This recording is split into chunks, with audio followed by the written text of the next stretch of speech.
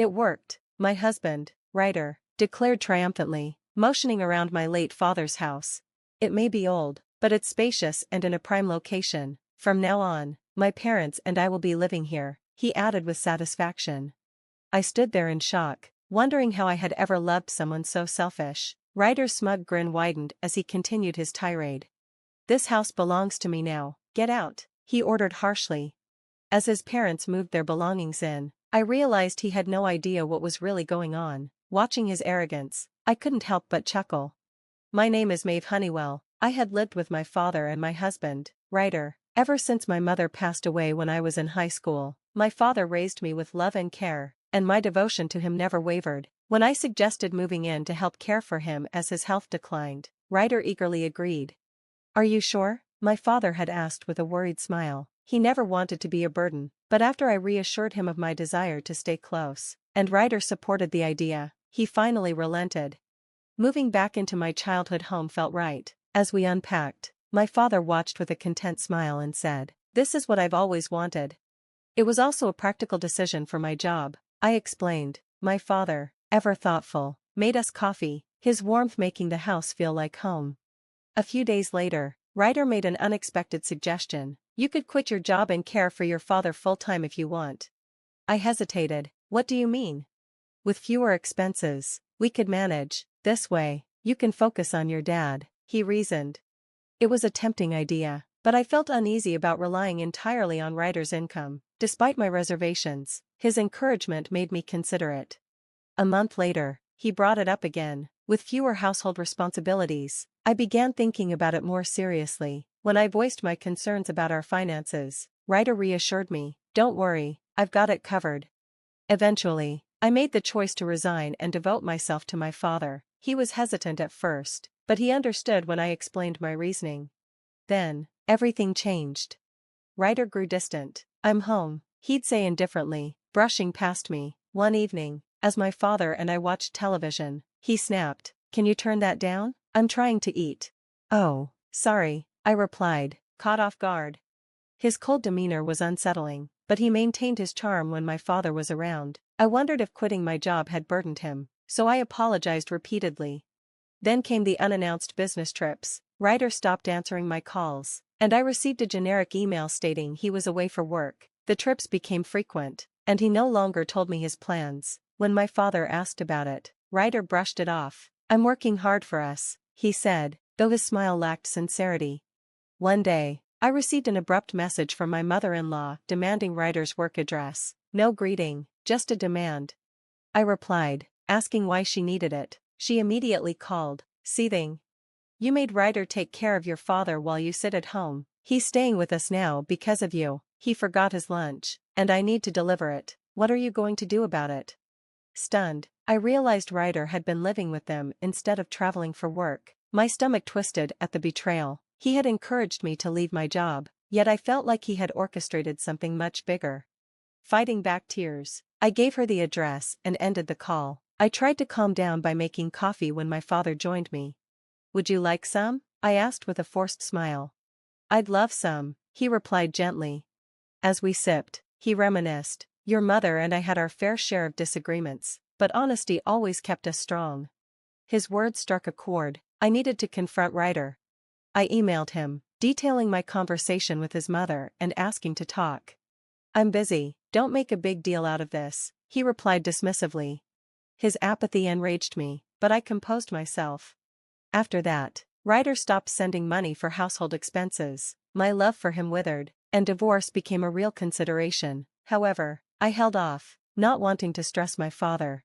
I relied on my savings until tragedy struck. My father collapsed and was rushed to the hospital. The diagnosis was grim. I stayed by his side, holding his hand, forcing a smile through my tears. One evening, while gathering my belongings at home, I received a heartless message from Ryder. "Since we're living separately, manage your own expenses, maybe use your father's pension." Furious, I hurled my phone. My love for Ryder was officially dead. Then, in the midst of my grief, I received an important letter. Though I set it aside, something told me it would change everything. My father's condition worsened, and I spent every moment with him. When he passed, I was by his side. The pain was unbearable, but his love stayed with me. with the help of relatives. The funeral went smoothly. Ryder and his family didn't show up, unsurprisingly. Days later, Ryder appeared at the house with luggage in hand. "It's been a while, heard your father passed away," he said nonchalantly. Seeing him made my blood boil, but I remained composed. "What do you want?" I asked. "Is that any way to greet your husband?" He smirked. "Oh, and this? My parents' stuff. We're moving in." His arrogance was astounding. After abandoning me, after everything, he expected to take over my father's house? "You look speechless," he sneered. "Was this your plan all along?" I frowned. "Plan? I knew living with your father was a trap, but if I had asked for a divorce, I wouldn't have gotten the house. So, I played along, made you dependent, and let you handle the old man. Now, the house is mine." I stared at him, then burst out laughing. "What's so funny?" he asked, confused. "This house was never yours to claim," I said, watching his smirk falter. His mother gasped. "What does she mean?" "Oh, Ryder," I continued sweetly, "you should be thanking me. I simply finalized the divorce you so clearly wanted." I responded calmly, feeling an immense sense of relief. Ironically, his mother's harassment had given me the perfect opportunity to secure the divorce I had long desired. Later, Ryder, now visibly anxious, asked, "Who gets the house?"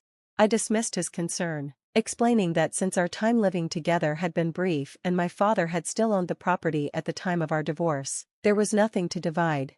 "What about the savings?" he asked desperately. "Even the money you had before marriage should be split." "You have no legal claim to it," I replied, keeping my composure. His face turned pale. He tried to argue, but his words faltered. Though I was tempted to mock him, I maintained my dignity. "This conversation is over," I said firmly. "Bringing your belongings into someone else's home without permission is trespassing. If you don't leave immediately, I'll call the police." At that, Ryder hurriedly gathered his things and left. I sprinkled salt at the entrance, bowed before my parents' portraits, and whispered, "This is the best decision. I'll grow stronger. Please watch over me." Thinking of my parents reunited in peace brought me comfort. Determined to move forward, I began job hunting. With a friend's recommendation, I quickly landed a position that suited my skills. A few days later, Ryder messaged me. "I'm sorry for being stubborn. I just wanted to start over, which is why I came back." I found his words ridiculous. I considered replying but ultimately ignored him. Still, Ryder continued sending poetic messages, as if he were some hopeless romantic. I shared his texts with my colleagues, turning them into a source of humor for our editorial team. "Look, the melodramatic stalker is back," I joked. Despite the amusement, his persistence made me uncomfortable, so I continued to ignore him. One evening, my doorbell rang. Peeking through the peephole, I saw Ryder standing outside. Shocked by his audacity, I immediately called the police. "I know you're in there. I see your car. Please, just listen. I'm in real trouble," he pleaded. "My parents sold their house because we thought we'd move in here. I have nowhere else to go. Please help me." I felt no sympathy. Their assumption that this house would be theirs only highlighted their entitlement. The police arrived and convinced Ryder to leave, though he resisted until they forcibly escorted him away. After I blocked his Romeo emails, my in-laws started reaching out, first through phone calls, then emails when I didn't respond. "How can you ignore our struggles? We were family once. Isn't it cruel to be so indifferent? Because of you, we lost our home and are now stuck in a tiny apartment. Since you inherited your father's house, why not let us live there? You're financially stable, and we quit our jobs for this. Take responsibility." It was astonishing how blind they were to their own wrongdoing. At first, I ignored them, but eventually, I blocked them all. However, that wasn't enough. One day, my former in-laws showed up at my door, shouting loudly, "Come out, you know we're struggling. Let's just get back together.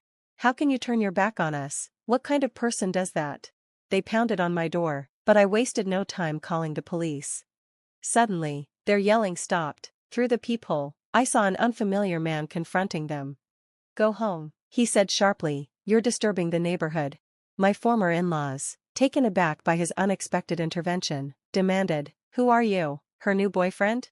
Unfazed, he stared at them coldly. "Your behavior is the issue. Look around, people are watching, you're causing a disturbance." As I peeked out, I saw curious neighbors gathering. The scene was embarrassing, but seeing my ex-family flustered was oddly satisfying. When the police arrived, One officer recognized Ryder and sighed. "It's you again." My former in-laws turned bright red with embarrassment. "How much longer will you keep causing trouble? Get a grip," the officer scolded. I thanked him as they were escorted away. Watching my ex-family disappear brought me immense relief. Later that evening, my doorbell rang again. Cautiously, I checked the peephole and saw the same man. Hesitating, I opened the door slightly. With a warm smile, he said, "It's been a long time. You should have told me you moved back." I studied his face, feeling a vague sense of familiarity. "Don't tell me you've forgotten me. It's been over 10 years. I'm Frank." Memories flooded back. Frankie, now I remember. Frank, my childhood friend from next door. We hadn't seen each other since changing schools. Finally remembered. "Huh?" he teased, laughing. "I moved back recently, so we're neighbors again." "It's been so long. Thank you for earlier, it really meant a lot." "Don't mention it." Frank chuckled. We reminisced, and I confided in him about my recent struggles. He promised to be there for me, just as he had when we were kids. When I mentioned my father's passing, Frank expressed his condolences and offered to visit his memorial. Recalling how kind my father had been, having someone who shared my past was a true comfort. A few days later, an unexpected letter arrived from a law firm. Shocked, I read the contents: an accusation of infidelity and a demand for financial compensation. Then, an email from an unknown address arrived with the subject line regarding the notification. "Your ex-husband, Ryder, has filed a lawsuit for marital infidelity. Admitting it now will prevent further escalation. We will notify your workplace if necessary. To protect your future, we recommend resolving this immediately." It was an obvious scare tactic. I suspected my ex-in-laws were behind it. To be sure, I consulted a real lawyer, who confirmed the supposed attorney wasn't even registered. Playing along, I responded, "I'll consider your claims once you provide concrete proof." Their reply was predictably weak. Ryder endured immense emotional distress. "We seek compensation for that." Yet, no proof was offered. "Since no infidelity occurred, no proof exists," I replied coolly. Hard to believe a professional would act on such unfounded claims, don't you think?